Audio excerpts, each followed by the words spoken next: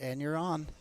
All right, we got action. Good morning, everybody. I am here with a special guest, Mayor Brady. How are you, sir? Very good, Shane. Good morning. Good morning. Nice to see you. We got here a little early and we're sitting over here chit chatting. I feel like we talked about all the fun stuff already. Yeah. So we might as well just get out of here, go get some breakfast. I think that's a good idea.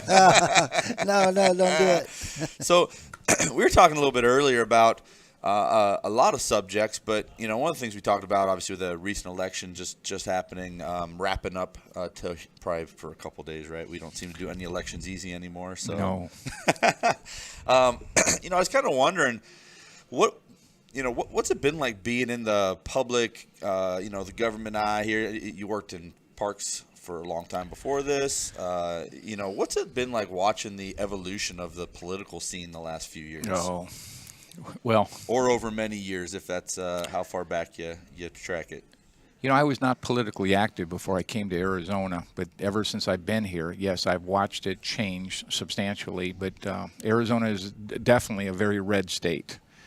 Just looking at the election results, I think over 70% of the people in Mojave County voted for Carrie Lake, and yet she's behind in the race right now. I myself have stood for election. I think it was 6 times. I've always been fortunate. I've always won my elections, but I think a lot of that had to do with the name. Yeah. Can't beat that name recognition.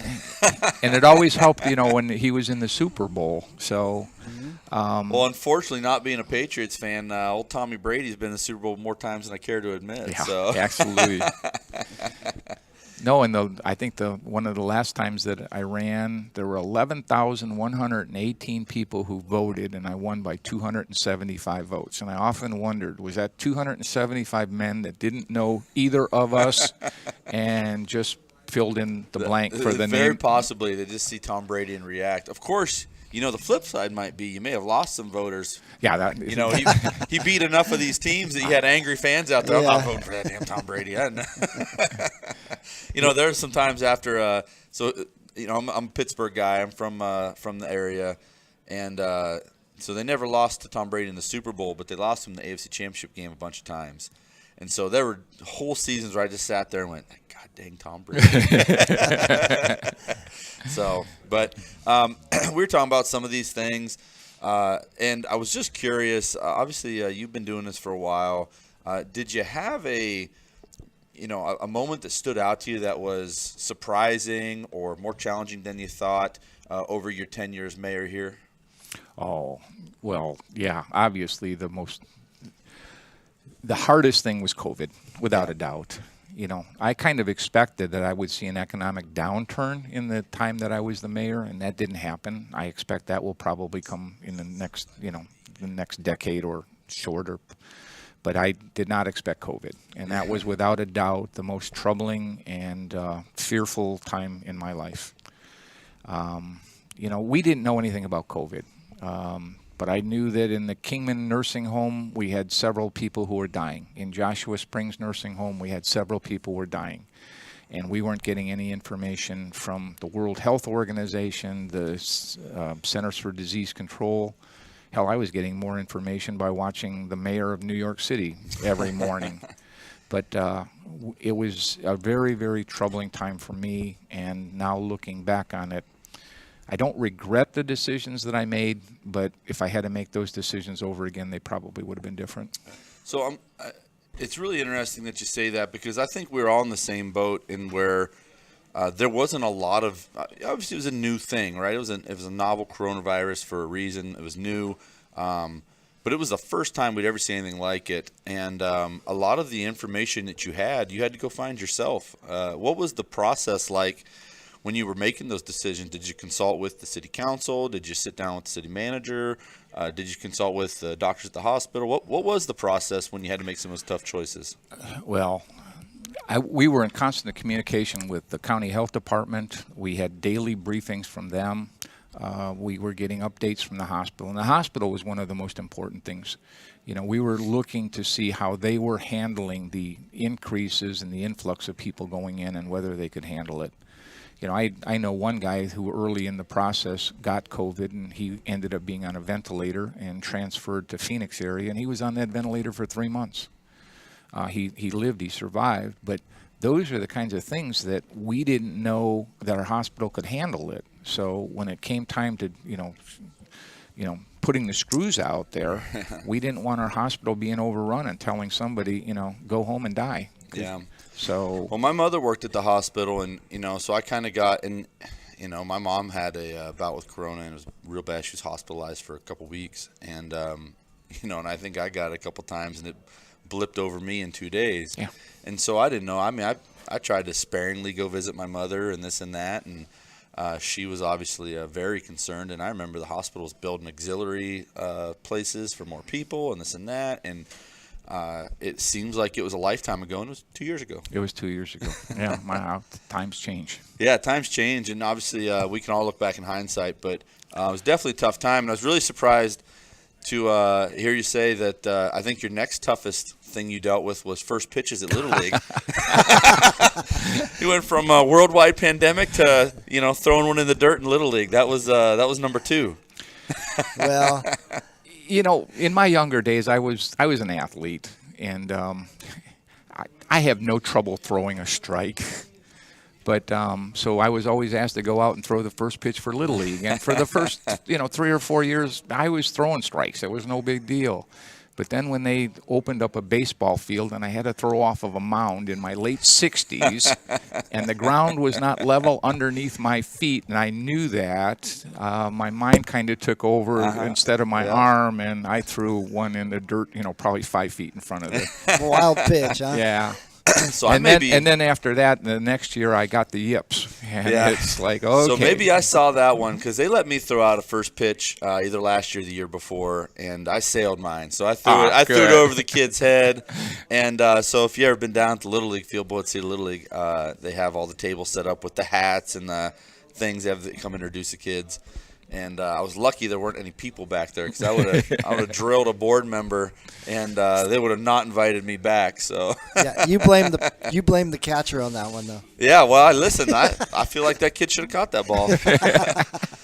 As long as he was 6 foot tall. Yeah, the funny story is I didn't know who was catching, and it was actually a kid that I coached in football at one point when I was involved in the Firebirds, and. So I was like kind of going to give him a hard time, like, hey, man, you got to get that. And then he came out and he's like, hey, coach. And I was like, that's on me. I'm sorry. So now, did you have anything outside of COVID that you look back on and really are, proud of how it went, or things you brought into the city, or, decisions that you maybe led that you really are proud of, you look back on and go, man, that was the right move? Well, if we're just talking about the mayor, or if we're talking about the whole time I've been here, those are two different things. But I moved here on December 4th, 1982. So in another 3 weeks, I'll be here 40 years. Back when we had one traffic light in town, it was Highway Timely 5 was 2 lanes, and I was hired to basically the county had just acquired the Davis Camp property from the federal government. And I was hired to be the first park superintendent and develop it into the park that it is today. So for 19 years, that's what I did, and managed the other county parks, including Wallapai Mountain Park and 6 other smaller parks throughout the county. But back then, we were so poor, we lived off of the revenue that we made because they just couldn't afford parks. And Davis Camp wasn't open, so, we struggled. Yeah. But when I moved into Davis Camp at the time, there were 32 homes in there. There were 2 churches. There was a recreation center. And we basically just had to clear everything out and start from scratch. And that was a fun time. I really, really enjoyed that. But government was so much different back then. All of the government agencies cooperated. Yeah. When we had the grand opening of Davis Camp, John McCain himself came for our grand opening. But I had telephone poles down on the ground a week beforehand. I had wires running all over the place, and I didn't know how I was going to get the park prepared. So I called my friends at the Havasu BLM office, and they all came up and basically helped clean up the park so that we could have a beautiful grand opening. Nice. Gone are those days. Now, I hate to say it, but after 40 years, government is no longer friendly as it was back then. No, and I could only imagine, your theories on why you think that is. But it is very odd to see such little cooperation. And we have such a unique community in that we are right next to California, right next to Nevada. We got county things, we have city things, and you go and you talk about, hey, what about this? What about that? A great example was a few years ago when we got involved in that BMX track. Yeah.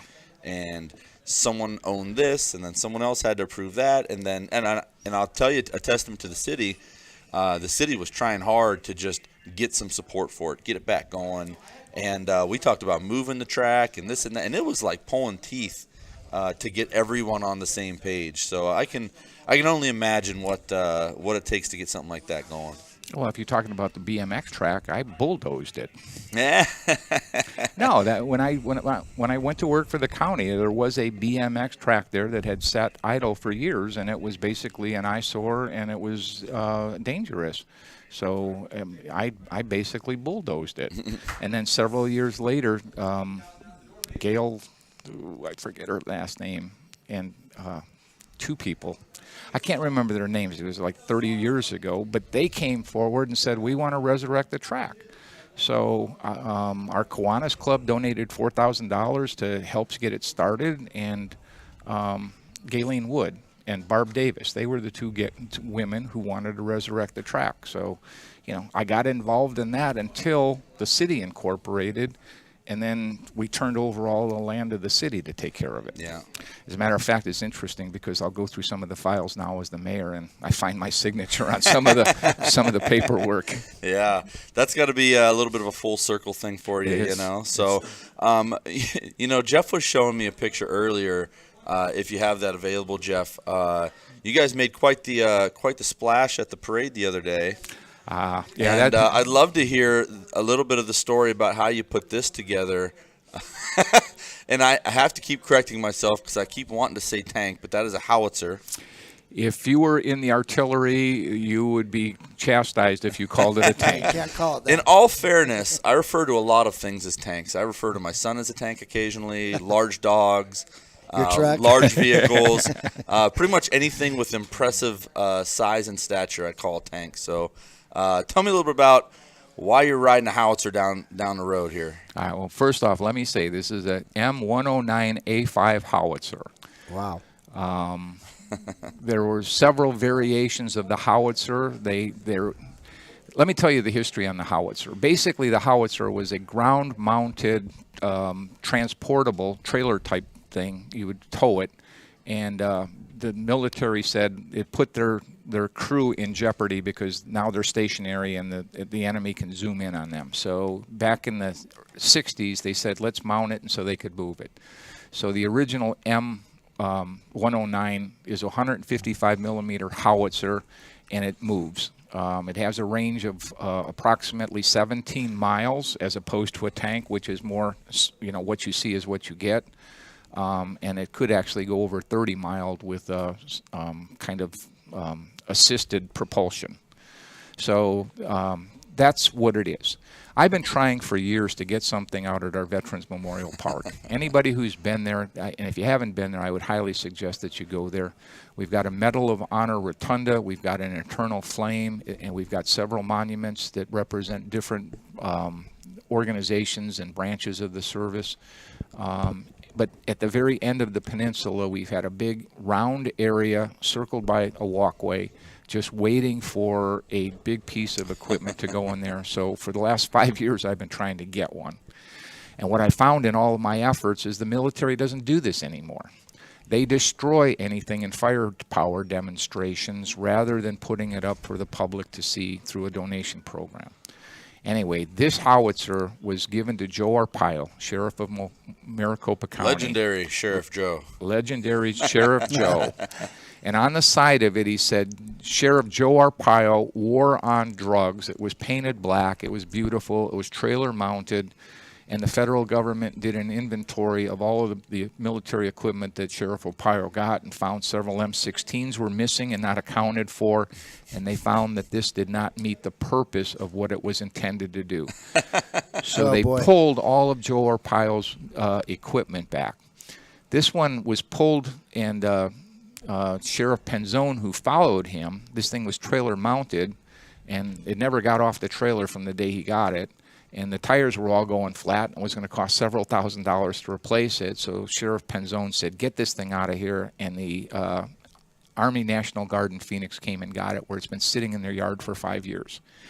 And nobody in the disposal unit knew it was there. Oh, geez. I've been dealing with Dearborn, Michigan. I've been dealing with our congressional delegation. And then all of a sudden they got a new guy in that disposal unit, and he started going through the files and said, "Hey, what's this howitzer?" And he called us up and Did said, you lose your image, Jeff? You still got it? Yeah, we got it. Do you not see it? Yeah, we don't see it up here. It's Let okay. me fix that. It's all right. I Keep just want to going. make sure we're getting the full story here, so no worries. anyway, the disposal unit called us and said, "You guys, if you want it, you got it." So yes, we want it. So we went down and took a look at it and talked to the National Guard Armory. And normally, the accepting agency is responsible for preparing it, taking out the engine, taking out the transmission, sealing all that, or welding all the hatches, securing the barrel. National Guard Armory said, "We'll do it for you." Wow. So they ended up sandblasting it down to bare metal. There were 4 coats of paint on it, and it's beautiful. And then they painted it for us. Yeah. And they told us that would be, if they had to charge us, it would have been about a $25,000 bill my goodness. that we would have had to incur. So now the problem is getting it back here. So we, A&G Towing, Anthony from A&G Towing, Great dude. stepped forward and said, "I will be happy to bring it here to our community." So last Thursday, I went down with the guys from A&G Towing. They went down. There were 3 vehicles and 5 men. They spent all day loading it and bringing it back.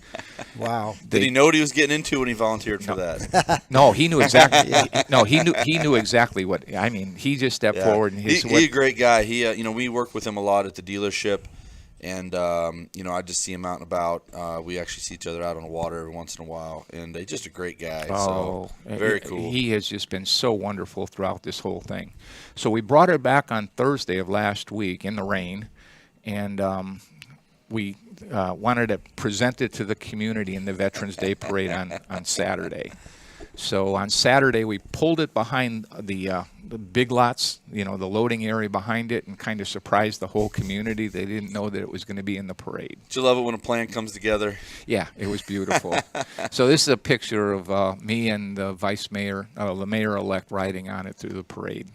And then we took it down to the peninsula on Monday, and they brought it out there, and it is now set on the pad that we built for it.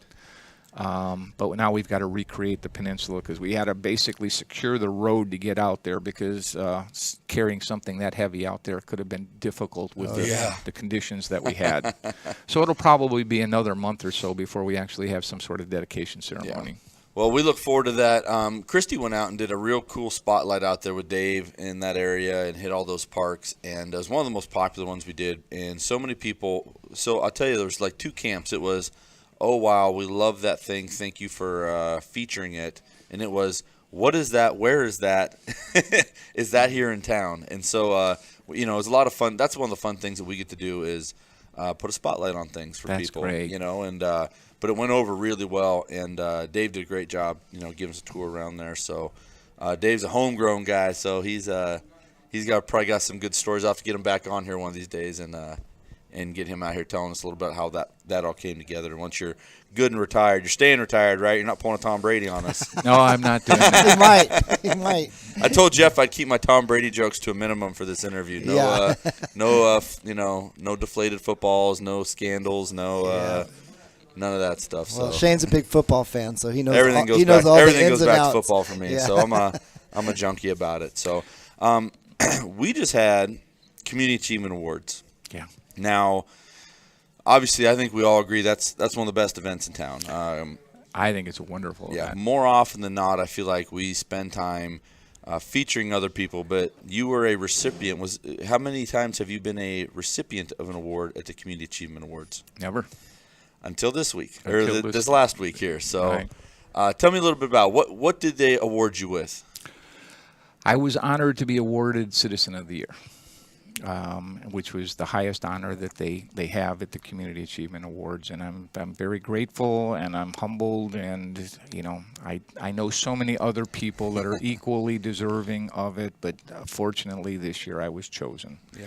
So I went up against some wonderful people, and I'm just very grateful. Who were the other nominees? Do you recall? Ellen Brown was one. Gervais, I don't remember her last name, and Matt Curtis. And I don't know any of those individuals. So anyway, I'm sure they were well deserving of the award themselves, but I think it was probably, well, we feel sorry for the guy, so let's just give it to the mayor on the way out the door. Yeah, well, this will be the last ride for him for a while. We better get it to him. Yeah. So, no, I think that's great. And I think that it should be considered, like total body of service. It's, sometimes it's not easy, How long did you serve, Mayor? Did I see 2014 was your first year?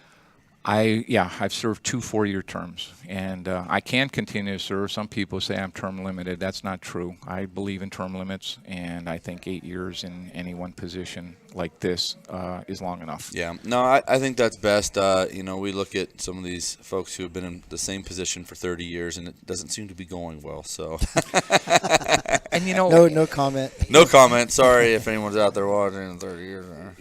And from all my years in county government and in the justice court, I've got a good experience here locally in both the executive branch and the judicial branch. And I thought that I could make a difference with the knowledge and the contacts that I made, and I did. I brought to bear a lot of contacts, and I did some things for our community that I don't think anybody else could have done or done as well. But now, after 8 years, I don't have that much more that I can do. Well, we always say, you want to take that thing to a certain point and hand it off to take it the rest of the way. Exactly. And, that kind of leads me to Steve. We had Steve on the show when he was running. Mm-hmm. We had a couple other mayoral candidates, and a real good group of people collectively. Tell me a little bit about working with Steve over the years and what you anticipate from him going forward. No, Steve is going to do a good job as mayor. He came on the city council the same time I did 8 years ago, and we've been friends ever since. He's a veteran. He's a down home guy, kind of guy. He's got good common sense. He's fiscally conservative. I enjoy Steve. I enjoy talking to Steve. We'll oftentimes sit down and discuss things that are going on at the city council, and we don't always agree on it. Yeah. And that's fine. Yeah. He's obviously mistaken. Healthy disagreement goes a long way. He's obviously mistaken when we disagree, but that's what I tell people when they disagree with me too. I don't know what the problem is. He might be watching. Well, he may be watching, but I'm kidding when I say that. But we've had some healthy disagreements, and we've had some split votes. But I appreciate Steve, and I know his heart is in the right place, and I know he's going to put in the time and effort, and I know he's going to offer the city manager all of the expert advice that a mayor should interact with the city manager. That's probably the most important thing. When I got elected as mayor, I didn't fully realize all that I was getting into.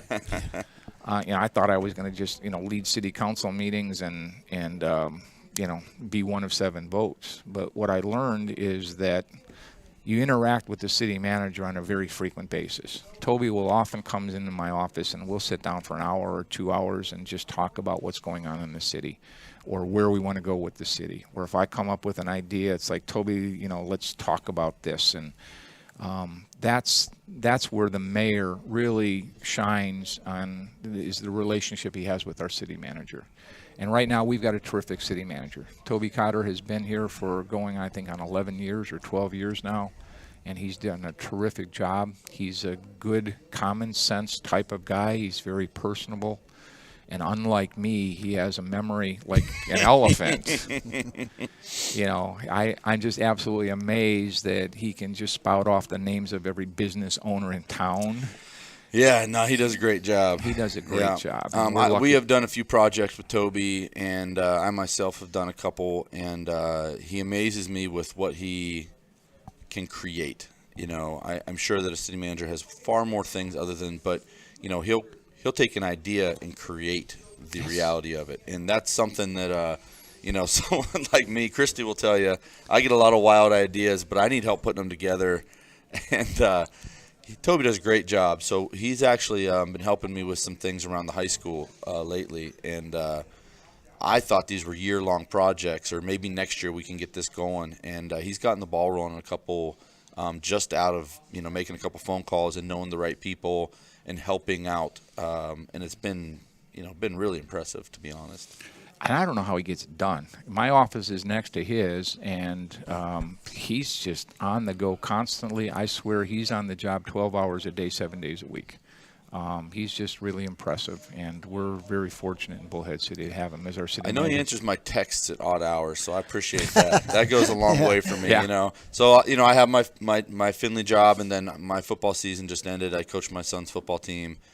And so a lot of times my extra day starts at 6, 7 o'clock when most people are done with their day. Yeah. And so I appreciate him putting up with some of my random, hey, did that thing happen today? Or, whatever. But collectively, I think it's super important. And maybe you can give me some insight that you do have cooperation within, our own city to get things done. Oh, yeah. No, there's no question about that. We've got a terrific staff at the city. Our public works director, Andy Johnson, is just doing a bang-up job. 8 years ago, you remember Bullhead Community Park? Mm-hmm. It was nothing but overgrown weeds, and we decided we were gonna turn it into something that the city could be proud of. So we've created another 2,500 feet of beach, got rid of all of the weeds, and now look at what happens on our weekends. Well, I'll tell you, it's amazing. We were talking a little bit earlier. I moved to town in the early 90s, mid 90s. I think I was 12, and we still play Little League down in that area. Yeah. And so it was like a thing. You'd go down, you go play a Little League game, you walk over to what was then the Bobby Sox field, you'd go over there 'cause that's where the girls were, and that was what you did after your Little League game. Nick Louse Field. Oh, okay. And but really was like a wilderness area beyond that. So you had the park in between, and you had to be very careful running back and forth through there as a kid. And it was just a wilderness area. And to see that turn into all that beachfront area, all that around the chamber area has been really interesting. And I know that a lot of people were upset that the ball fields went away. And I don't think they remember the ball fields we played on the same way I do versus what's out there now. I know it was probably a long process getting that baseball, I don't know if it's called multiplex or whatever, started first. But, yeah, that whole area is unrecognizable to friends who've left the area, And we have plans to put new ball fields across the street from Community Park, but the BLM has basically done an archaeological look at it and said we've got several sites that we have to explore further. Oh. And it might be another year or two before they get around to sending an archaeologist out so they can tell us exactly what we can touch. You got a short supply of archaeologists? Well, yeah, and appraisers too.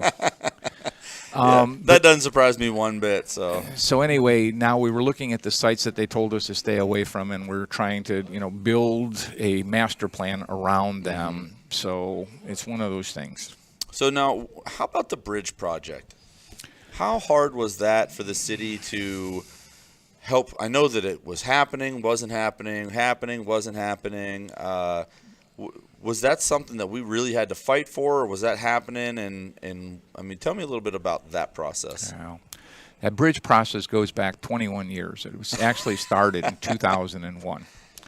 And, Harry Reid got I don't remember what it was, $20 million, I think it was, for the federal government to build this bridge. And now the total cost is over $54 million. Oh, boy. Yeah. And for the longest time, the federal government was involved because it was federal money. And a lot of people don't realize it, but when the federal government money was involved, they had to do a study on where the money could be spent. And they chose 7 different locations throughout all of Bullhead City, and they kept on falling off because of some sort of a problem that the federal government said you can't do it there. They finally ended up on Riverview Drive. That looked like it was going to be the accepted location, and they spent like 2 or 3 years, I think, And that was the preferred location. When some people in the neighborhood spoke up and said that it was going to be a problem, and the federal government agreed with them and said, no, you can't do it. So the only two locations that were left was Rainbow and the Parkway, the current location. And that was a no-brainer. It was like, you're going to just do the Parkway. Well, that's not going to really serve too many people that live north of there, because if you live north of there, you drive south to get onto the Parkway, and then you've got a 3.5-mile drive to get over to the Casino Drive area or the Laughlin Drive area. And the interesting thing about that is that the plans call for that being a 3.5-mile, 35-mile-an-hour speed limit. And it's boy. Yeah. Oh, boy. That's not going to work. And I hope they change that, but that's what the plans call for now. Anyway, they're now finishing up on the Arizona side. They're going to go over to the Nevada side, and hopefully within the next couple of years that bridge will be open. Very cool, very cool. What really upset me, though, was that when they did their study, they excluded so many more logical sites because the parameters they were using said we want a 4-lane bridge. So just as an example, Lakeside would have been a great location for one because it comes right on the south side of the old Emerald River skeleton. Mm-hmm. And most of the casino workers live in the Riviera area. They could have just crossed on Lakeside and a straight shot over. But the study showed that they were going to have to remove 73 homes to do a 4-lane bridge in that location, so it was excluded. But if they would have narrowed their parameter and said, well, let's just build a 2-lane bridge because that's the amount of money we got. Had you put it in that local area, you would not have had a lot of tourists. Yeah, you would have had local traffic. Exactly. And you wouldn't have needed the 4. Yeah. So we all know the federal government knows best. Yeah, federal government knows best. So I wanted to ask you if you if you could go back and rub a magic lamp and get something done that you weren't able to do when you were mayor, what would you have liked to have done? I would have liked to have gotten the Parkway reconstructed. Yeah.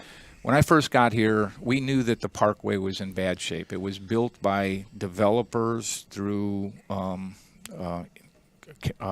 community improvement districts, and they all had land out there, and this is in the late 80s. They had land out there, so they all basically formed a community improvement district. They all put money in it, and they built the Parkway. Well, they didn't build it to the standards that we would have built it to today. The shoulders weren't wide enough, the slopes weren't good, erosion control was not managed well, so over the course of several years we've been going in and putting a ton of money on trying to bring it up to standards. It needs to be reconstructed entirely, including lighting. Really? And we've applied for, Tiger grants, and they've always been rejected. Now, with all this COVID money available and all this federal money available, we're hoping that we can get something, but we've been unsuccessful so far. So back then I was told that it was going to be about a $10 million project, and now we're talking about a $25 million project. Holy cow. So that's not something that inflation is not friendly. No. Well, that's another good example. We just got our state legislature to give us $20 million to basically come and mill and grind Highway 95 from the Laughlin Bridge all the way down to Cocktails, which is the south end of town. And that was $20 million, and it should have worked. Then we got our legislature through our delegation, Leo Biasucci and Sonny Borelli and Regina Cobb, to give us another $9 million to put in right-hand turn lanes. Well, it didn't go to the legislature for right-hand turn lanes. It went to inflation, and now we're being told that we're going to probably need $29 million to just mill and pave the road, and we're not likely to get any of the right-hand turn lanes. So I know we don't want to hit controversial subjects here, but I got to ask you about those center medians.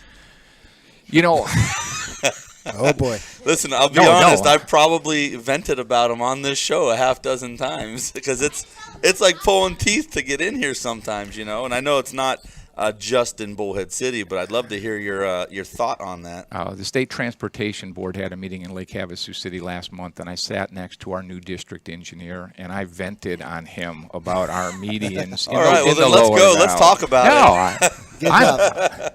Well, let's go back. Let's go back to the roundabouts. Oh Lord! Keep you know, those out of here. Yeah, Going to Wickenburg, I want to pull my hair out.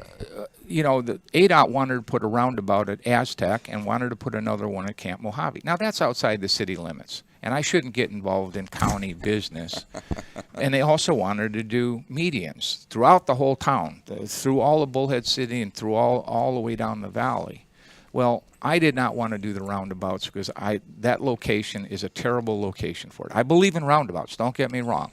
The proper design in the proper location, in the proper amount of space, I believe in roundabouts, but I totally disagreed with that one. It was going to put McDonald's out of business. It was going to put the pawn shop out of business, and any side traffic coming in at 8 o'clock in the morning would never get on it. And then if you're down the street and want to pull out, you don't have that gap that a traffic light would give you. Right. It would be constant traffic. Anyway, we fought and fought and fought, and we finally won. The state transportation director was in Kingman. He met with the county board of supervisors and us, and he said, I'm inclined to give the approval to move ahead on it, and we convinced him to stop, and he did. Oh. And then on site, we took It's him one down. win. We got it. On site, I took him down to Camp Mojave Road, and I said, look at this. How can you put a roundabout here? And he took a look at that huge steel electrical pole out there and said, we can't move that, so scratch that one. Yeah. I did not use any more of my political power to stop the medians south of town. I said it's a stupid idea, and now I think everybody will agree. We are fighting them every step of the way, though. They want to put medians throughout Bullhead City. Holy cow. And we said, well, if you want to put medians in Bullhead City, you can put them on from 7th Street all the way up to the Laughlin Bridge in front of the post office. Yeah, well, and now that's a mistake. Yeah, no, that's... So if you go to the old post office in Bullhead City and you want to mail a letter, now you have to turn right. You have to go all the way down to Airport Drive where the lighted intersection is and make a U-turn to come out. Yep. How stupid is this? It's super frustrating, and I don't know. Like I said, I always figure I'm just being an old school guy where I'm like, I don't like change. I don't like this new thing, but it drives me crazy. And then where they put the medians, it goes from a 12-foot lane to an 11-foot lane, back to a 12-foot lane to a 10-foot lane. And now I'm hoping that when they repave all of that, and it's going to go all the way down to the Needles Bridge, they will actually send somebody out there and make the lanes even so that you're not going from one size to another. Yeah, no, it's a wild one. So I'm glad that that wasn't too much controversy, that we didn't have to fight about it or anything. So well, I think that should be one of my proudest achievements. I fought that roundabout on Aztec. Oh, Lord. And I couldn't we won. imagine one with the amount of traffic that's there. So I was talking about that one in Wickenburg. I had to drive to Phoenix a couple times for football games, and not a ton of traffic at those, but it's hairy every time you get in and out of there. And then the one side's closed off, so you may think you're going, you think you're supposed to yield, but then someone stopped because they didn't know. It's just a mess. So. And the previous district engineer told me that roundabout there was built by an old design, which they wish they hadn't have used. Perfect. Yeah. So I always joke, when this goes into a little bit of my weird. I watch too much UFO videos, things like that. But when they bring in a new president, I always think they bring him into a room and they say, "All right, here's all the stuff you need to know. Here's the secrets. Here's the black book. Here's what you can't say about aliens. Here's who really killed JFK." When you bring Steve in, you hand off the keys. Do you have a handoff process? You got a black book? Do you have some secrets of Bullhead City? Like you don't go down to the bottom of the dam because that's where the monsters are, or what's going on out there? I wish for entertainment purposes, I wish I could say that we had something. There's a 20-foot catfish out there. You can't go down there. Yeah. So. No, we have no such skeletons or unusual things happening in Bullhead City. Oh, that's no fun. I was hoping we got you on your way out. We'd catch you and get all the secrets. So Not this time, Shane. Not this time. I still would like to know what the federal government knows about UFOs, though. Yeah, that's what I'm saying. That's the one that crashed in So Needles. the federal government actually recognized that the UFOs are a thing. They, of course, renamed them. But they still haven't let out any of that classified information yet. Well, I thought I just read that they're saying that the Chinese was Chinese responsible drones for now. some of these. Yeah. Yeah, they're saying high-speed Chinese drones after boy. years of saying we had no idea. So Yeah. I don't know. I don't know what Chinese drones are doing over Bullhead City, but I've heard some stories. So maybe they're checking out the dam. Yeah. We're gonna get in trouble with China, Christy. I'm sorry, I got us in trouble with China. Sorry. Let me ask you a couple more things before I get you out of here. Bringing in new businesses. We have seen a huge influx of new businesses come to town. You always kind of hear rumors about things coming in. What's that process like in terms of the mayor? Is that something you're actively recruiting in? Yeah. Do you have input on what comes in, what doesn't come in? What's that look like? Well, it's not so much that we have input on what comes in. Everybody wants, an Applebee's or a Olive Garden. Everyone wants Olive Garden. Yeah, and it's like, see, told you. And I do too. And I look forward to the days when we grow big enough that we can do that. But those are based upon, certain population and income levels, and they've got some metrics that they use, and we're not there yet. But the city has been very active. We go to the International Retail Convention in Las Vegas every year, and this brings in developers and businesses from all over the world. And we've got a booth there, and we pay several $1,000s. And the last time we went, we had 4 or 5 of our city council members that went up and are basically manning the booth and talking to people who are interested in, hey, what's in Bullhead City? Why would we want to locate there? So then I want to know, who was the great mattress store salesperson who brought in 18 mattresses store? Oh, I don't know. Yeah.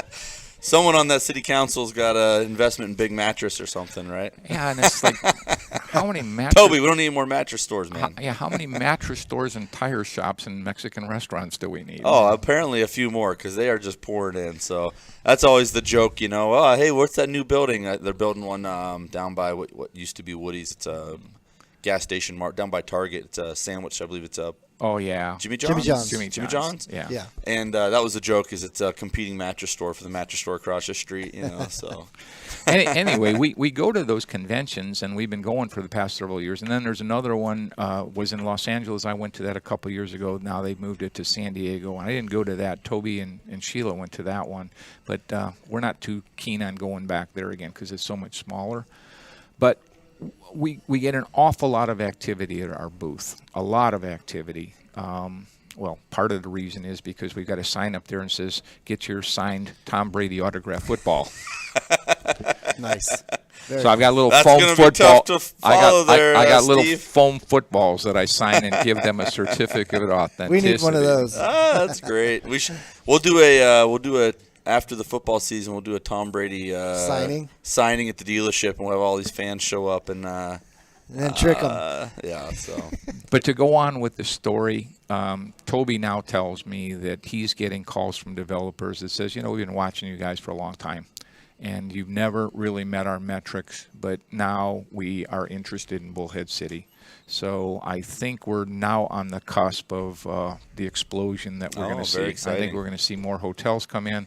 I think we're going to see more restaurants, good restaurants, and more businesses coming to Bullhead City. So how's that development going to go down in that Target area? You got the field house, the bridge. Once the bridge is done, I'm assuming that traffic area will pick up significantly. Yeah. There can't be a lot of places left out there in the world where you're right smack in the middle of town. You have all this room to develop. Laughlin Ranch Road. Laughlin Ranch Road is a good example. We built that several years ago, and that was a collaborative agreement with the owners of the property up there. That road was paid for. The city was responsible for 1/3 of it, and the developers who own the land up there are paying 2/3 of that. So that was a good project for the city. You're talking down by the field house. We expect when the bridge is built, we're going to see more activity in that area, and we think developers will be very interested in going towards the Target shopping center and more along the river's edge in that whole area. You got to remember, though, the land behind the field house is all state land on the west side of Highway 95. So that'll probably be a long time before that ever gets developed. Yeah. So I know that when is your last official day? Tuesday. So does that mean you still have some sway over the police for a couple days? I hear you have a party tonight. Yeah, I have a party tonight. That's top secret stuff right there. We could tell Chief Tribbs to, hey, keep an eye on things, but we're gonna cut loose tonight. Well, I wanted to go quietly into the night, but It's not going to happen the now. city manager said no, that's not going to happen. So yeah, there's kind of and it's I'm sorry, but it's an invitation only party because they were afraid if they opened it up to the public, we would have too many You people. get riffraff like me and Jeff showing up. Yeah. No, they were That's right. they were afraid that it might exceed the occupancy level. Yeah. So It would. Well, I tell you, I really enjoyed talking with you, and I would tell you that from the, just general citizen, we really appreciate, the growth and improvement we've seen in town. I know that we talked about some things that are very challenging from a government side, and getting to know you over the years, knowing that you're, it always comes back to trusting what someone's, intent is. And knowing that you guys are always looking out for us, we always appreciate it. We've always done a lot with the city because of Finley and whatnot. But me as a person, we really appreciate everything you've done. Yeah. The parks, the improvements, the growth, looking out for us. COVID was a unique situation that we actually got economic opportunity during that time. And, if you guys had handled it differently, it could have tanked us. It could have been really, really challenging for us. And so we appreciate it. I hope you have a great time tonight. I hope you go out quietly after tonight. And if you decide you need to go out and throw in those first pitches, I'll defer my maybe what we need to do is go out and play catch beforehand, see who's hot that day, and then whoever's throwing strikes goes out and throws out the first There you pitch. go. well, I still got the baseball from practicing before the last time I had to do it. When I went and did mine, I was like, man, I'm just going to find some kid and play catch for a couple minutes. And I couldn't find a dang kid to play catch with. I was throwing it off the wall alongside my house before I went over to the park. You guys are funny. Mary Brady, would you like to say anything to everybody? And I don't know how many opportunities you get to just speak freely to the people, but if you'd like to, by all means. Well, I got to say that, the past 8 years as the mayor has just been a wonderful ride. And the past 40 years in this community as the Mojave County Parks Director and as the local Justice of the Peace, I'm just an average guy. I wasn't anything special, a B student, just kind of getting my way through life. I don't feel like I'm deserving of all the accolades that I'm getting, but I've been in these positions and I feel like I've done my best, and I hope people can appreciate that. But I'm just your normal beer drinking, loving guy, and I like to party. And Just like that other Tom Yeah. Brady guy, just an average guy. Now that he's single. other than the fact that I've got the most wonderful wife in the whole world of 25 years in a couple of weeks, and I have been blessed to have found her here in Bullhead City. Yeah, and I know that we kind of joke she likes to stay out of the limelight. We had that perfect picture there where it's, you can see who it is, but you can't really see her. Yeah. So We still kept her private there. yeah, great picture there, and you can definitely see it in your face how appreciative you are, and we all know that we all do a lot better with a good woman by our side. So I am blessed to have found Carla. yeah, absolutely. So We're going to miss you, Tom. Yep, we're gonna Thank miss you, you, Jeff. and you're always welcome back. We'd like to hear how your retirement is going. I don't know what you're gonna do with yourself to stay busy, but I'm sure there'll be lots of things to do. So, sir, Thank you. it was a pleasure. My pleasure. Thanks, Shane.